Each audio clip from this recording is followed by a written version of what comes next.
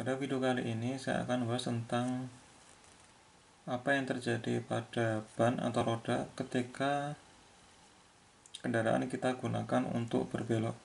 Jadi ini adalah kondisi ketika ban digunakan untuk berbelok yang ini. Nah, sebagaimana yang sudah dibahas di video-video sebelumnya, bahwa ketika roda itu berbelok maka akan muncul defleksi atau perubahan bentuk, atau roda, bagian tapak roda akan melayot seperti ini, akan mengalami deformasi. Jadi yang hitam yang sini sampai sini itu adalah kontak patch, artinya bagian dari permukaan ban yang menyentuh tanah. Nah, ini sebagai contoh, lintasannya adalah belok seperti ini. Nah, sehingga akan ada gaya sentrifugal Fs itu mengarah keluar. Ini ada tampak atas ya, roda tampak atas. Ini ada Fs ke bawah, mengarah ke bawah karena kan tadi radiusnya, arah gerakannya seperti ini. Ini depannya sebelah kiri, ini ke depan. Nah, ketika berbelok dengan radius tertentu, maka akan muncul gaya sentrifugal Fs yang dia bekerja itu pada pusat roda.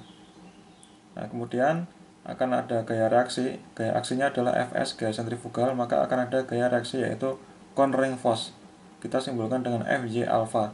Arahnya adalah berlawanan arah dengan Fs-nya. Fs-nya itu mengarah keluar lintasan lingkaran atau mengarah keluar. Kalau gaya cornering force atau gaya gesek itu akan mengarah ke bagian dalam lintasan, ini ke atas, Fs ke bawah. Nah, akan ada TP yang akan menyebabkan self aligning torque karena ada jarak ini. Kita sudah bahas di video sebelumnya. Nah, akibat dari deformasi pada bagian tapak ban yang miring seperti ini akan menyebabkan perbedaan arah bidang roda dengan arah gerakan roda. Nah, arah gerakan roda itu akan A, sedangkan kalau tanpa berbelok itu arah gerakan roda akan lurus ke sini. Jadi ini lintasannya itu seperti ini ya, lintasan seperti ini, realnya. Nah, kalau tanpa slip itu kan lintasan seperti ini, pas di sini. Nah, ketika ada sudut slip, alfa itu akan ini. Nah, jadi akan ada perbedaan antara gerakan real dari roda yaitu A terhadap gerakan idealnya tanpa slip yaitu mengarah horizontal, sehingga akan muncul perbedaan sudut yang disebut dengan sudut slip alfa. Nah, itu adalah keterangan untuk menjelaskan gambar ini. Kemudian ini O itu adalah titik pusat roda. Jadi yang bagian tapak ban melewat ke arah dalam. Ini juga melewat ya, yang bagian yang tidak terkena jalan juga mengalami deformasi ini. Ini yang tidak terkena jalan, ini yang tidak terkena jalan. Jadi yang hitamnya adalah bagian yang tapak bannya yang terkena permukaan jalan. Nah, arah gerakannya adalah ke kiri. Nah, ini adalah gambar yang menjelaskan tentang center dari apa ya istilahnya, equatorial line dari roda, equatorial line.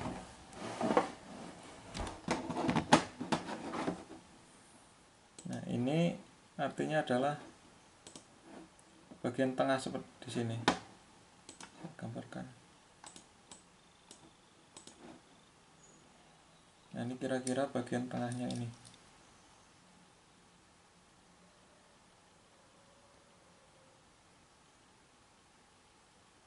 Bagian tengahnya set.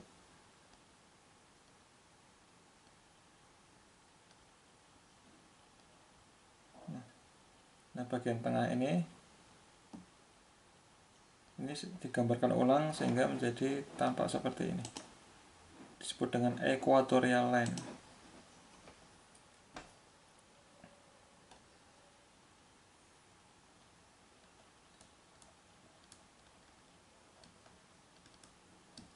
Ini kita khusus akan membahas bagian yang equatorial line sehingga akan memudahkan kita dalam menurunkan rumus persamaan yang menghubungkan antara gaya sentrifugal dengan gaya cornering force-nya sebagai fungsi dari alfa. Jadi maksudnya adalah ketika terkena Fs sekian itu alfanya berapa. Nah itu nanti akan kita gunakan gambar ini untuk menurunkan rumus yang hubungan antara cornering force dengan sudut alfa,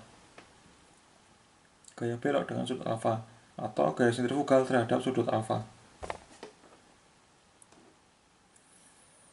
Nah ini adalah bagian yang equatorial line nih. Jadi bagian dari titik B ke C itu adalah LT/2 sampai LT/2 ini adalah titik nolnya di sini. Nah maka LT/2 yang B itu adalah bagian depan dari kontak pas, kontak point yang depan, berarti di sini. Ini adalah B. Kemudian yang C-nya itu adalah bagian paling belakang dari kontak pasnya, berarti yang sini. Ini adalah C. Nah, jadi meskipun ini kalau kita lihat deformasinya, defleksinya adalah ini melengkung, kemudian ini sudah turun, tetapi kalau kita gambarkan untuk pemodelan, untuk penunjukan matematik, itu kita anggap bahwa ini bentuk garis lurus sampai di belakang kontak patsnya. Ini sampai LT/2. Jadi total ini adalah LT, ini adalah B ke C, itu adalah yang ini, B ke C. Dia bentuk garis lurus. Nah, kemudian apa yang disebut dengan A? A itu adalah yang di sini. Sedangkan D itu adalah yang bagian sini. Yang dia sudah menuju ke center line-nya. Jadi ini center line-nya ini. Ini arah gerakannya adalah ke kiri. Nah, sorry. Jadi ini adalah gambar equatorial line. Ini B ke C adalah kontak pathnya, kemudian A ke D, dari A itu adalah dari deformasi menuju ke tidak deformasi. Ini juga sama, D tidak deformasi, atau yang dia menuju ke yang center line itu bagian yang belakang, sedangkan A bagian yang depan. Ini adalah sudut slipnya, yaitu kalau kita teruskan garis lurus ini terhadap garis horizontalnya adalah sudut alfa. Kalau ini kita teruskan ini dengan sudut garis horizontal, itu akan menunjukkan sudut slip. Nah ini sama, ini dengan ini sama. Nah kemudian yang bagian B itu deformasinya arah samping itu kita namakan dengan Y1, dari center line ke deformasi yang kontak path yang depan itu adalah Y1. Jadi dari sini ke sini itu adalah Y1, kemudian dari sini ke sini itu adalah Y2. Ini dari sini ke sini adalah Y2. Nah kemudian secara umum keseluruhannya itu kita namakan Y. Jadi deformasi itu kita namakan ke atas itu adalah Y, sedangkan khusus untuk yang titik B dan C itu adalah Y1 dan Y2. Nah, ke atas itu Y, kemudian kita akan menghitung atau kita akan membuat notasi atau simbol X itu dari titik nolnya ini. Jadi titik nol ke kiri itu adalah X positif, kalau X ke kanan nanti adalah X negatif, jadi senternya adalah ini. Nah di nol ini berarti ada di titik nol itu adalah X-nya 0, Y-nya 0. Kalau ke kiri itu X-nya positif, ke kanan X-nya negatif. Y berarti ke atas. Nah khusus yang B dan C, B itu adalah arah ke atasnya dinamakan dengan Y1, untuk yang titik C arah ke atasnya dinamakan dengan Y2. Nah kemudian ada lagi yang perlu kita ketahui, yaitu LR. LR itu adalah bagian yang dari lurus, ini dari lurus menuju ke sini. Jadi ini kalau kita, jadi kenyataan deformasinya kan dia melengkung gini. Nah LR itu adalah terusannya yang lurus sampai dia sudah mengalami melengkung ini. Itu LR. Jadi ya emang susah itu mendefinisikan LR.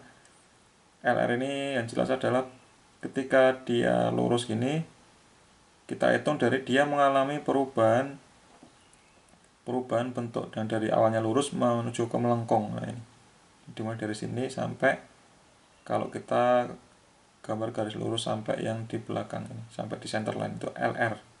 Jadi ada LR, ada Y2 yang sini, ada Y1. Nah secara umum deformasinya ke arah samping itu adalah Y, ke arah atas itu adalah Y. Kemudian kita hitung X-nya itu ke kiri positif, ke kanan negatif. Nah itu adalah sebagai permulaan untuk menjelaskan fenomena yang terjadi ketika roda mengalami gaya samping. Nah, di video selanjutnya kita akan membahas tentang bagaimana langkah-langkah untuk menurunkan persamaan matematik yang menghubungkan antara gaya sentrifugal atau cornering force dengan sudut slip. Oke, terima kasih, sampai ketemu di video selanjutnya.